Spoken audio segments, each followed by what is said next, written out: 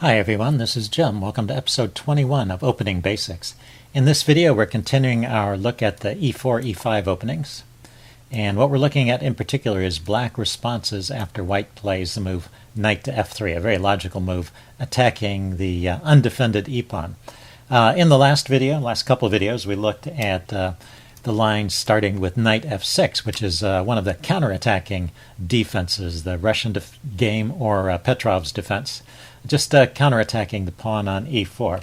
And we're going to continue that counterattacking theme in this video with there are two other moves that black has available to him to counterattack the e4 pawn.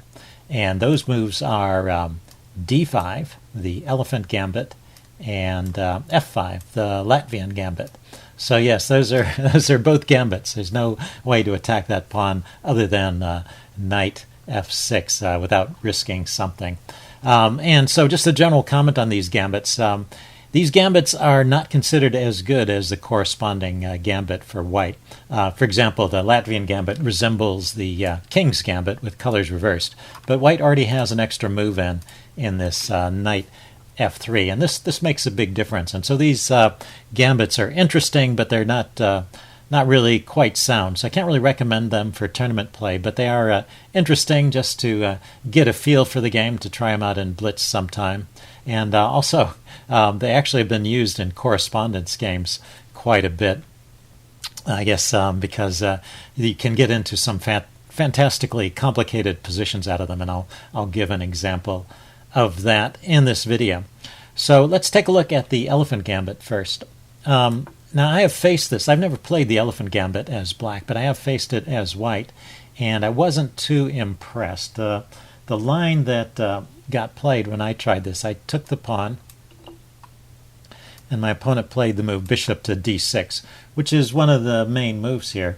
But after that, I just didn't seem to have a lot of trouble. It looks like white gets a pretty good game here. The main move, I don't think I played this. I think I probably played d3 or something to slow down the pawn. But the main move here is d4, and just putting some immediate pressure on the center. Now, the idea with this bishop d6 move, I think in the right circumstances, there's a possibility of a Greek gift sacrifice on h2. Now, there's a couple things that have to happen first. White has to finish developing and actually castle. Black needs to get the knight out here. But with the knight here, the bishop here, and then maybe this pawn push coming with tempo against the knight on f3, then there's a possibility of a sacrifice on h7. So that's maybe what's being played. But this d4 move kind of disrupts the plan. It asks the question of what this pawn is going to do. And the main move here is to push it forward to try and kick the knight out of the way. But now the knight goes to e5, and just kind of shuts in this bishop and creates a blockade here. And it looks like this move, f3, you might want to, f6 rather, for black, you might want to try and play f6 to chase the knight away. But there's always this problem with queen h5, so you have to be very careful about moving that f-pawn. The main way to continue here is just to develop and play this kind of position. And it looks like white has a reasonable game here. He can continue developing with pawn moves like c4, or he can develop with pieces like bishop b5 check. Should be okay for white. So that's my experience with the elephant gambit and over-the-board games. But that's actually not the most aggressive way for black to play. So there are some ideas in this gambit that are kind of interesting. Let's see here. Let's look. After d5, there's a couple of responses white has. I took the pawn, but another way that can be played is to take the pawn on e5 with the knight. It's even possible to play the move d4 right away, setting up this funny setup in the middle with all four pawns facing out. But this is probably white's best try. Just taking the pawn with the knight and actually giving back a pawn. So in this line, black manages to recapture the pawn. You can play queen e7 or probably bishop d6 first. Don't want to just kind of leave this knight sitting here causing trouble. You want to put some pressure on it. But d4, and now d takes e4. Black gets the pawn back, But, well, white has a pretty interesting position here with the advanced knight and bishop to c4 in the offing, putting pressure on f7 and kind of forcing an exchange here. After black takes the knight, the one thing that white has to remember if he wants to play this line is it's not so great to take the bishop right away. I think if you take the bishop, yeah, black can trade queens, and you lose your castling privilege, and black has a decent game after that. But what you can do is you can throw in this move queen h5, and this threatens the immediate checkmate. And while black finds a way to deal with that checkmate threat, you can grab the bishop. So say queen e7 and queen takes bishop. Either queen takes or pawn takes, depending upon whether you want to allow the trade or not. Even pawn takes keeps some advantage for white. Although I think technically, if we go back to this position, queen takes bishop here is probably white's best move. And black can trade queens here, but probably doesn't want to. It's well, how do I want to phrase this? The player who's playing the gambit here probably wants to keep the pieces on and keep things complicated. Technically, trading queens is the best move for black, but this pawn is a little bit weak and may fall, even though the material's even, and white has a slight edge in development with a piece out and this pawn on e5 hampering the development of the knight. So slight edge to white in this position. And that's probably a pretty reasonable way for white to play, as long as you can remember, that queen h5 move to recapture the bishop. Okay, let's take a look at one other line here. After d5, pawn takes is the other main way of playing it. And then not bishop d6. That is one way. I actually looked up some games, and this is still being played. So bishop d6 has a few adherents amongst the master population. So there are a few people that still play that way. But generally, the move e4 is played here, kicking the knight right away. And the thing to remember in this line is that you don't want to move the knight immediately, but you want to get in this move, queen e2, pinning the pawn and gaining a tempo. And so this line would continue typically knight f6, bringing the knight out, hitting the d pawn. And now d3, trying to capture the e pawn and get rid of this pin before it becomes, or get rid of the attack on the knight before it becomes a problem. It's still pinned, so it can't be taken right away. But black can grab the pawn. And then what's funny here is that the very natural move, knight to c3, is actually not the main move in this position, because black can play bishop to b4, pinning the knight, and black doesn't do too badly in this line. So the way to recapture the pawn is to take the other knight, the knight on f3, move it to d2. And now you've got, this pawn is still pinned, and now you've got the queen, the knight, and the pawn all attacking on e4 here, and you're going to be able to capture that pawn. Let's see, queen to h5 can be played here to delay things for a little bit.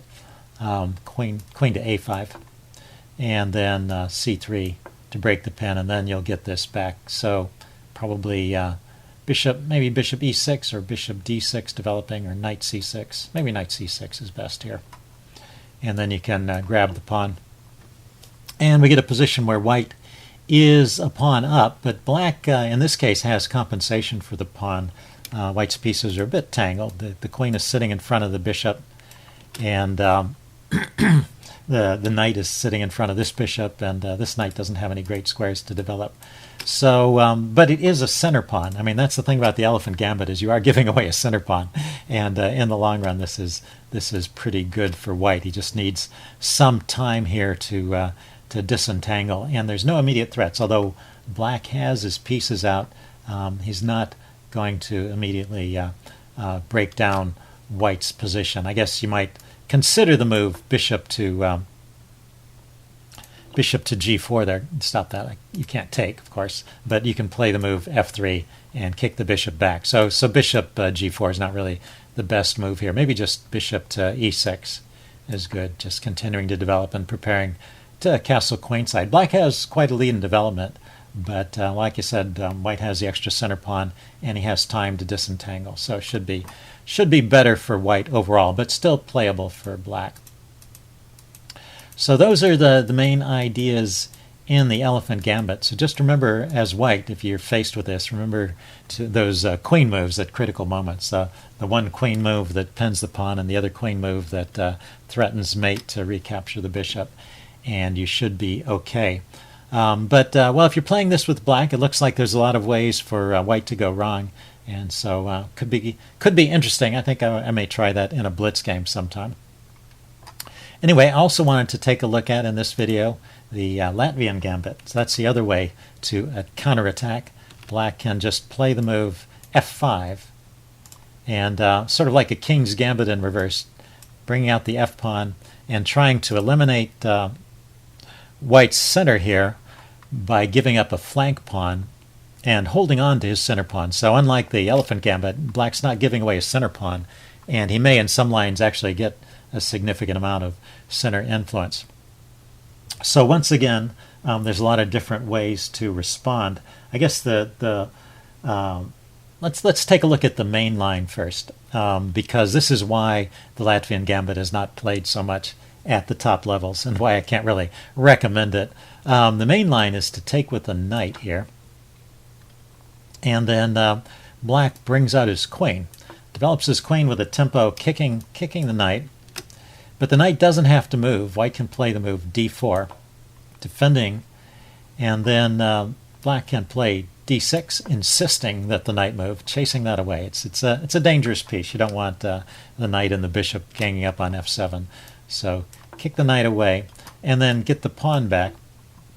And for a little while, for a second, I guess, it looks like like black is doing okay. He's gotten his pawn back, and now he actually has two pawns in the center, while white doesn't have any. But his only developed piece is the knight, and white can continue to develop with tempo. White can develop with knight to c3, attacking the pawn, and also preventing d5 to defend the pawn. So the only way to defend the pawn is queen g6, and this is actually the main line, moving the queen yet again, and white can pretty comfortably play this position with a move like knight to e3. The way to try for the biggest advantage as white is actually to play the move f3 and try to directly grab that pawn. But this is taking some risk with white. I mean, technically this is best play for white. Gives the biggest evaluation on the chess engine, but you are opening up some lines of attack against your king. So if you want to play it safe, probably just dropping the knight back to e3 in this position is a fine way to play. But well, just to take a look at the f3 line, if black takes, which is one of the moves here, you can take back with the queen, and you've got better development. If you just compare it, white has two pieces out. Both sides have developed their queen, but white's certainly better off from a development point of view, and the material is even. So this is not bad. Notice that black cannot grab this pawn because actually bishop to d3, the bishop is defended by the queen there. Bishop to d3 traps the queen. That queen cannot escape from the c2 square. If you look at this diagonal, it's all covered, and this diagonal is covered by the bishop, and there's nothing up and down or right or left. So the queen is completely trapped on c2, so you can't take that pawn. So that's a key point here. So this is a good position for white. Let's see. Black can try other things. Instead of taking, he could just develop the knight, and then white can actually grab the pawn here and end up in a position where he's a pawn up once again. Bishop to e7, preparing for early castling. Still, this gives some play for black. White has to play pretty accurately here to maintain an advantage. The top choice of the chess engine is e5, but well, that's kind of asking for trouble in a way. Although, I mean, it does kick the knight around and gain some more time. But you may wonder how you're ever going to castle. Black is going to castle right away and get a rook on the f-file. So maybe a slightly safer way to play, but still keeping an advantage, is to go with g3 here. this frees up the bishop to move. The queen on g3, or g6 rather, in addition to putting pressure, or it was actually defending the e-pawn, it was also putting pressure on g2 and keeping this bishop tied down. So g3 allows this bishop to move, and well, might continue, say, bishop to g4, developing another piece. The queen goes to d3, knight comes out, and now bishop to g2, and both sides can castle in this position, and the development is not too bad for either side, and white just has an extra pawn. So basically you're a clear pawn up in this line. And so it's lines like this that cause people to not play the Latvian Gambit so much at the top levels. So if white knows what he's doing, I think that's probably the best way to play the main line there with knight takes e5. But there are a couple of other interesting lines here, and I can't conclude the video without mentioning the Keres line. So let's go ahead and talk about the Keres line.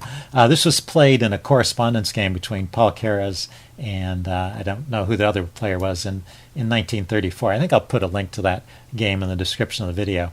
Paul played the move bishop to c4 here. And so this is just ignoring all this whole situation in the center, not taking the pawn, in fact allowing black to grab a pawn, and then going for knight takes e5 with ganging up on the f7 square.